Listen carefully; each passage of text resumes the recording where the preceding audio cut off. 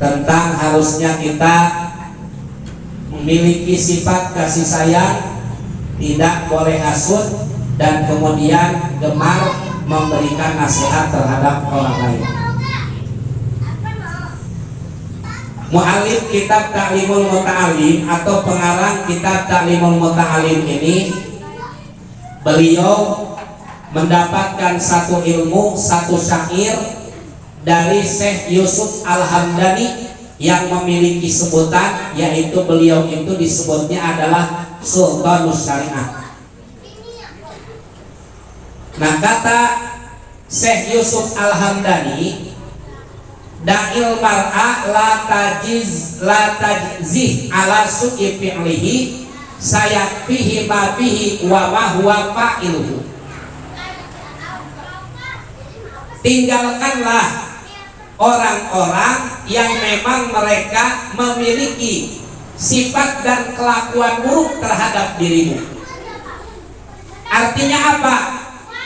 Kalau ada orang yang jahat sama kita, kalau ada orang yang punya perilaku tidak baik dengan kita, maka tidak usah kita layani. Lebih baik kita menjauh dari orang-orang yang memang memiliki sifat-sifat yang tidak baik dengan kita. Jadi kalau ada orang benci sama kita, ada orang hasut sama kita, ada orang nggak suka sama kita, jangan dilayani. Cuma membuang-buang waktu, cuma membuang-buang tenaga kita, cuma membuang-buang pikiran kita. Tidak ada manfaatnya kita melayani orang-orang yang memang sudah ketahuan pasti bahwa orang itu memang memiliki sifat yang tidak baik dengan kita. Nggak usah dilayani. Karena kalau kita melayani mereka, berarti sama saja, kita juga sama, nggak jauh lebih baik daripada dia. Kalau memang kita merasa bahwa kita ini sedang belajar menjadi orang, pengen lebih baik lagi, perilaku, sifat, kelakuan kita, ucapan kita dari hal-hal yang pernah kita lakukan dulu, maka ketika kita bertemu dengan orang yang tidak baik, nggak usah kita layani. Dia mau ngejelekin kita, dia mau memfitnah kita, dia mau hasut sama kita, dia mau degik sama kita, dia mau gedeg sama kita, terserah. Karena mata kita ngalantas jadi hilang gara-gara kita dibenci orang. Tangan kita nggak bakalan jadi terluka gara-gara kita dibenci sama orang. Kaki kita nggak bakalan jadi patah gara-gara orang hasut sama kita. Biarin aja. Karena kenapa? Karena sayakfihi ma fihi wa huwa fa'iluhu. Apa yang dia lakukan itu bakal kembali terhadap dirinya. Dia yang melakukan, dia yang menanam, maka dia pula yang akan memetik, dia juga yang akan menuai. Kalau kata Allah dalam Al-Quran, Allah nyatakan di dalam Al-Quran, in ahsantum ahsantum li anfusikum wa in asa'tum falaha. Kalau kalian berbuat baik, maka kebaikan itu akan kembali terhadap kalian. Kita bersedekah, pahala dari sedekah bakal balik sama kita, keberkahannya bakal balik sama kita. Allah bakal mengganti dari apa yang kita sedekahkan hari ini. Kita menyantuni terhadap anak yatim, maka pahalanya bakal kembali terhadap kita yang berbuat. Dan kemudian Allah akan turunkan hati ketenangan terhadap kita. Kita bakal memiliki hati yang lunak dengan sebabiah kita banyak menyantuni terhadap anak-anak yatim. Kita melakukan kebaikan apa saja, kita sholat, kita puasa, kita bersedekah, kita membantu orang lain, kita menolong orang lain dan lain sebagainya, maka semua kebaikan-kebaikan yang kita lakukan, kata Allah dalam Al-Quran, in ahsantum ahsantum li anfusikum. Makanya wajar malaikat Jibril alaihi salam suatu saat pernah beliau datang terhadap baginda Nabi kita Muhammad sallallahu alaihi wasallam. Apa kata malaikat Jibril? Ya Muhammad, isma sita fa innaka mayyitun. Muhammad, kamu mau hidup seperti apa silakan. Ini nih, kalau Rasul memang udah dipelihara kan dari keburukan. Kalau Nabi tidak akan melakukan kebaikan, tidak akan melakukan keburukan. Rasul tidak akan melakukan keburukan.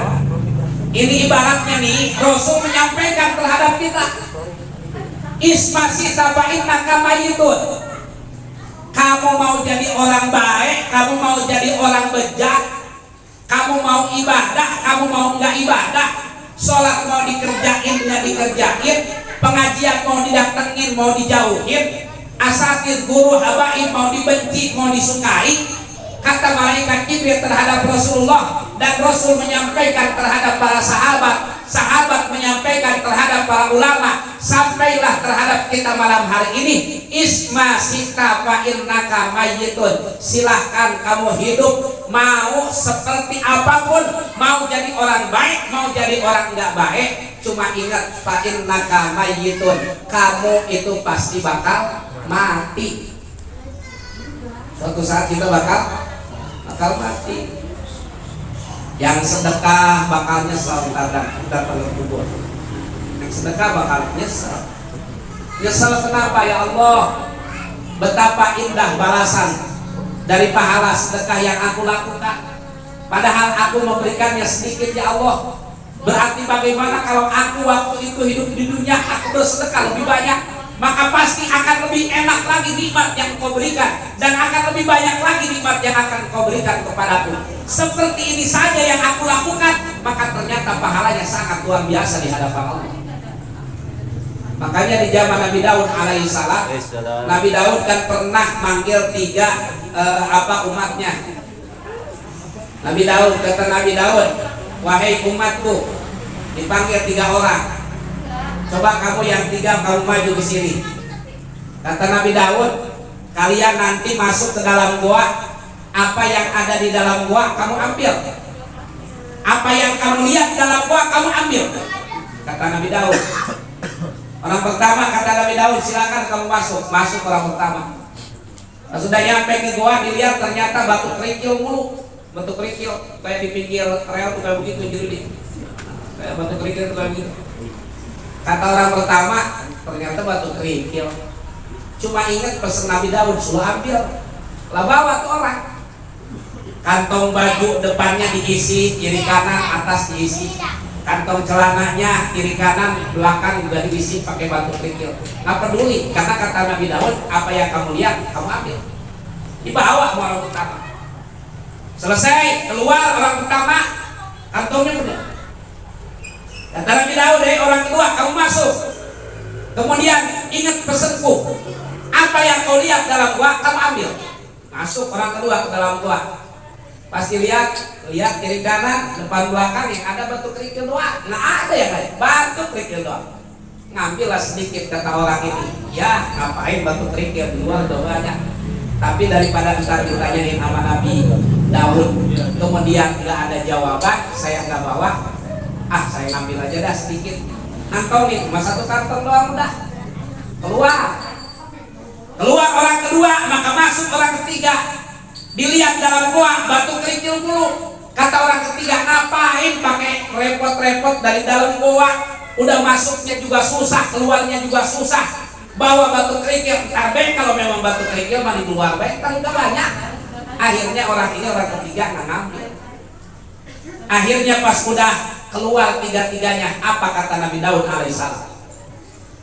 Umatku yang 3 ini, kamu keluarkan apa yang kamu ambil tadi dari dalam gua. Orang pertama ngeluarin, orang kedua ngeluarin, orang ketiga mau apa yang dikeluarin? Emang dia kagak ngambil. Cuma pas dikeluarin sama orang pertama dan orang kedua, orang pertama nyesel, orang kedua juga lebih nyesel daripada orang pertama, yang ketiga jauh lebih nyesel daripada orang kedua.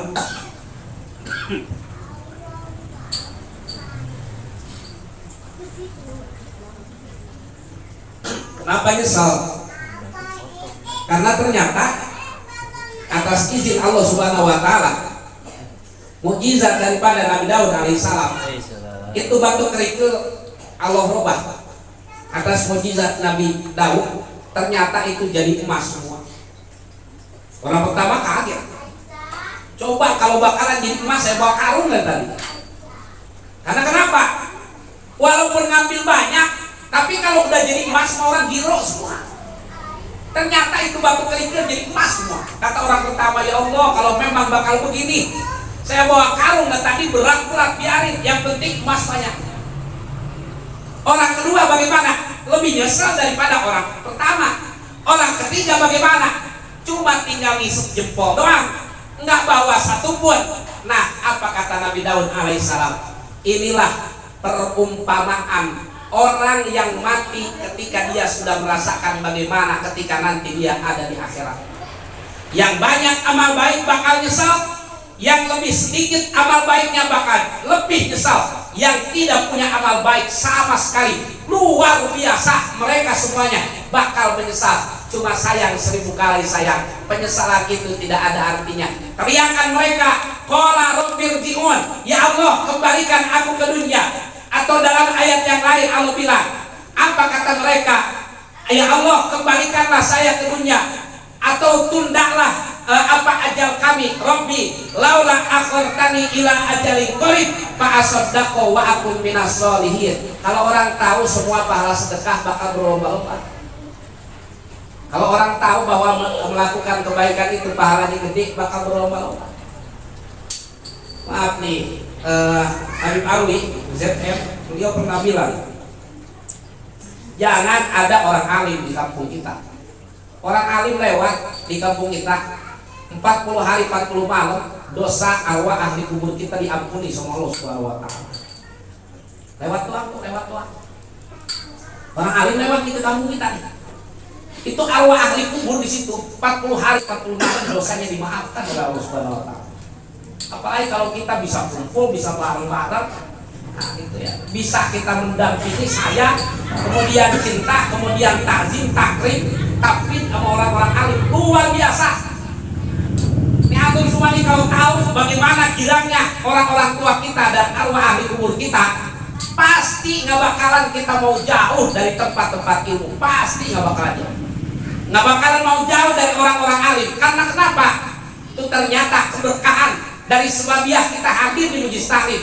Dosa kita diampuni oleh Allah Subhanahu wa taala. Derajat kita ditinggikan oleh Allah Subhanahu wa taala. Semua makhluk, malaikat, makhluk Allah yang lain, pepohonan, bebatuan, binatang, hatal hitan fil bahri, sehingga ikan yang ada di lautan, mereka semuanya beristighfar terhadap Allah. Buat siapa? Buat mereka, orang-orang yang senantiasa mereka hadir di majlis itu.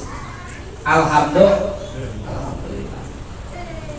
Ada lagi, kemarin saya dapat ya memang mungkin rada jarang baca kitab. Di Sarah kitab Safinatun Najah itu ada namanya kalimat at-tahiyatul mubarakatus sholawatu. Kan ada kalimat itu, at-tahiyatul mubarakatus sholawatu thayyibatulillah. Itu at-tahiyat itu kata dalam Sarah kitab Safinatun Najah itu nanti bakal Allah wujudkan. Ternyata at-tahiyat itu adalah satu burung besar yang ada di dalam surga. Nah, dia nemplok di pohon Al-Mubarakah, nama pohonnya. Nah, kemudian di samping itu pohon ada namanya sungai besar atau lautan besar. Nama lautan besar itu adalah as-sholawat. At-tahiyatu al-mubarakatu as-sholawat. Nah, setiap kali kita sholat, baca kalimat at-tahiyatul mubarakatuh sholawatut thayyibatulillah. Nah, kita baca tuh. Nah, maka itu burung yang ada dalam surga yang namanya at-tahiyat yang nemplok di pohon al-mubarakah, maka tenggelam dalam lautan as-sholawat, dan setiap kali kita baca langsung tenggelam, dia naik lagi ke atas dan kemudian nemplok lagi di pohon yang tadi, yaitu pohon al-mubarakah. Maka bakal muncul, bakal berjatuhan ribuan tetesan-tetesan air dari as-sholawat. Satu tetesan dari air itu bakal Allah ciptakan satu malaikat yang beristighfar terhadap Allah dari hari itu sampai hari kiamat buat orang yang membacakan kalimat at-tahiyatul mubarakatus sholawatut thayyibatulillah. Baca dah dalam kitab Safinah yang menjelaskan tentang tasbih tasawuf. Ternyata di tasawuf aja udah luar biasa ini. Jadi orang kalau udah tahu kesini nggak bakalan berani ninggalin sholat. Karena kenapa? Itu baru satu keping ibaratnya. Sholat itu rangkaian rangkaiannya dari mulai takbiratul ihram sampai kita salam kan, itu semua bernilai pahala di hadapan Allah. Baru atahiyat aja, atahiyat Allah ciptain ribuan malaikat, ribuan bukan puluhan lagi. Bayangin aja burungnya segede apa, kemudian airnya berapa ribu tetes, dari satu tetes Allah ciptakan satu malaikat, yang malaikat itu beristighfar terhadap Allah Subhanahu wa Ta'ala sampai hari kiamat buat orang yang suka membacakan kalimat at-tahiyyatul mubarakatus shalawatut thayyibatu. Makanya sayanglah jangan berani ninggalin sholat. Oh luar biasa. Allah itu Rahman Rahim sama kita. Allah itu sayang sama kita. Allah itu tahu bahwa kita ini punya banyak dosa. Maka Allah pengen kita ini bersih. Awalnya kita di makom ruh kita ini bersih. Makanya kata Rasulullah, kullu mauludin yuladu alal fitrah. Setiap bayi yang lahir itu dalam keadaan suci, nggak punya dosa. Nah, Allah pengen kita ini ketika kita pulang sama Allah, ketika kita balik, ketika ruh kita dicabut oleh malaikat Jibril, Allah pengen kita itu kembali dalam keadaan fitrah. Hari ini kata Allah dalam hadis qudsi, ya bani adama innakum tukhti'una bilaili wan nahar. Wahai anak Adam, kalian ini berbuat dosa, nggak pernah pandang bulu, mau siang mau malam kalian banyak berbuat dosa. Akan tetapi kata Allah Subhanahu wa Ta'ala, aku ini wa ana aghfirudz dzunuba jami'a, aku ini adalah zat yang mengampuni semua dosa-dosa yang kalian perbuat. Nah, makanya kita alhamdulillah bersyukur sama Allah, kita bisa hadir di majelis taklim ini nikmat luar biasa. Ya, kita bersyukur sama Allah, bersyukur sama Allah. Orang kalau hadir di majelis taklim jadi Rasul tempat, jadi Rasul tempat, kumpul di majelis taklim jadi Rasul ada empat. Ya, kata Rasulullah, orang yang berkumpul di majelis yang berpikir terhadap Allah Subhanahu wa Ta'ala, maka bakal dapat keuntungan. Apa keuntungannya? Satu diantaranya adalah bakal diturunkan ribuan malaikat yang mengelilingi terhadap kita. Ini malaikat mengelilingi kita, malaikat mengelilingi kita. Jadi kalau rumah pengen sering didatangi malaikat, pakai ngaji, pakai zikrullah, itu malaikat sering datang ke rumah kita. Didatangi itulah. Kalau rumah awam pengen dikelilingi malaikat itu pakai ngaji, undang kami bagir, undang kami banasbir, ngopi yuk. Sebelum ngopi kita baca Fatihah. Nah, habis baca Fatihah makan bubur ikut enak kan? Itulah. Manain malu mau ke rumah itu masih kontrakan. Berbalek aja kalau lipat. Itu. Nah, yang kedua, Allah bakal nurunin ketenangan di hati. Bakal nurunin ketenangan di hati. Masalah punya. Jangan dikira kita yang hadir malam hari ini kepada punya masalah. Ini muka-muka bermasalah yang depan. Kalau yang di ini maksudnya. Kalau ini enggak, bagi lah enggak.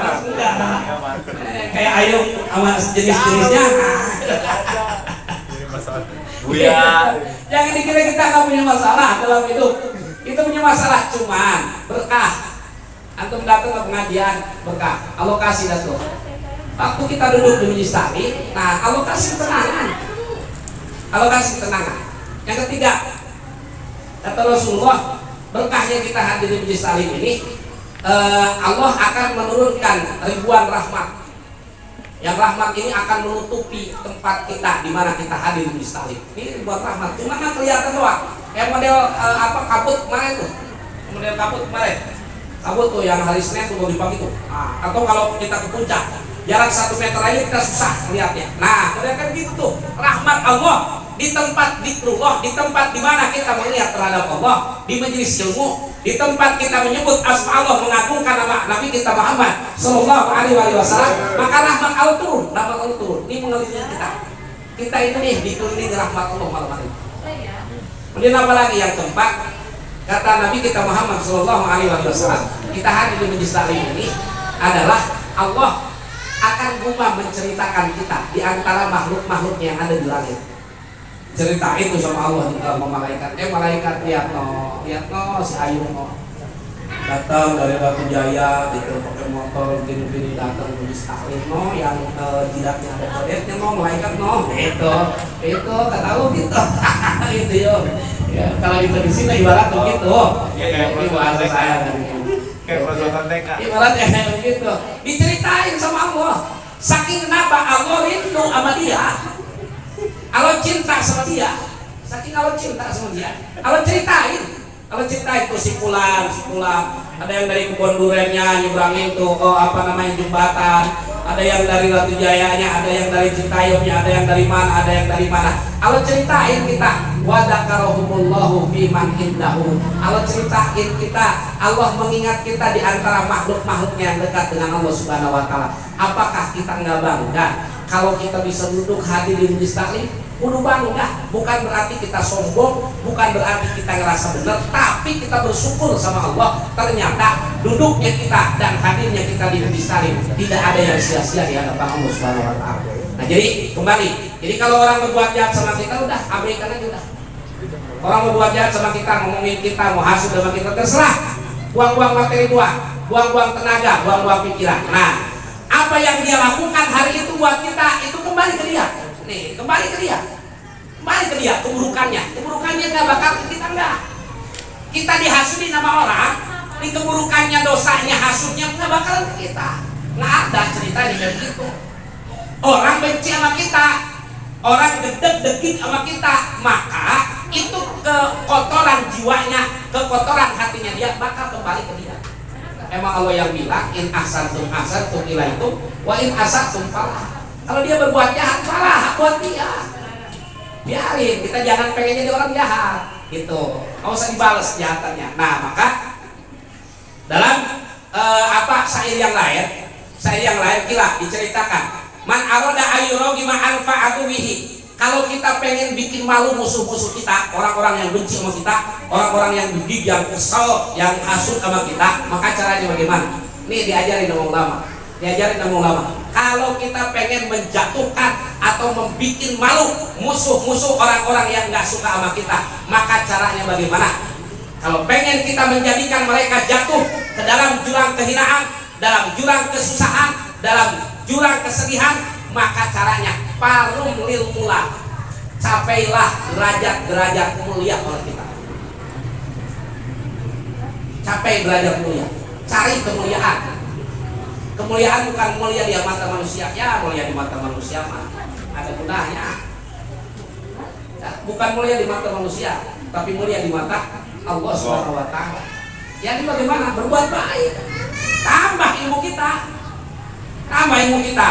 Nah, kemudian itu tadi, satu cari kemuliaan. Berarti kita berusaha untuk selalu ada dengan orang-orang mulia. Oh, aneh. Dulu kita sama orang umpamanya punya CS kemudian benci sama kita, pas nggak ketemu lama yang tadinya dia udah benci sama kita, udah kesel sama kita, suatu saat ketemu sama kita, ternyata kita ada di samping orang-orang mulia. Contohnya logikanya kayak begini, kita berangkat ke majelis umpamanya sama Habib Bakir, sama Habib Anas, kita orang biasa, kita datang sama beliau dicium tangannya, beliau dipeluk, kita juga bisa ke bawah, ya kan? Ya bang ya? Iya, abang aja panggil saya, dipanggil Habib. Rembes tangan, rembes. Habib pegel-pegel kan, kalau lecet-lecet tangan disalamin dulu sama orang. Sampai rembes sih. Iya, nah itu, jadi itu yang akan menjadikan musuh kita terpuruk. Kalau pengen tahu, oh, ini bener ini, gitu. Makin kesal di sini nih, makin terbakar nih hatinya, makin luka di hatinya. Ternyata nih orang udah punya derajat mulia di mata Allah Subhanahu wa taala. Dengan cara bagaimana? Dekat dengan orang mulia, pasti kita akan terbawa menjadi orang mulia. Dekat dengan orang-orang ahli ilmu, maka kita bakal terbawa. Setidaknya ilmu itu bakal sampai terhadap kita, berkah dengan sebabiah kita. Yang penting kita tulus melayani mereka, dekat dengan mereka, ridho dengan mereka. Insya Allah yakin kita akan diberikan keberkahan oleh Allah Subhanahu wa taala. Dan kemudian wazdad minal ilmi, tambahin ilmu. Tambah ilmu, belajar daripada melayani orang-orang hasud. Lebih baik kita mencari cara bagaimana agar kita bisa lebih mulia di mata Allah. Ibadah kita penuhin, zikir kita banyakin, dekat dengan orang-orang alim, tambahin ilmu kita. Maka apa kata ulama? Maniz dada ilman zada hasiduhu goman.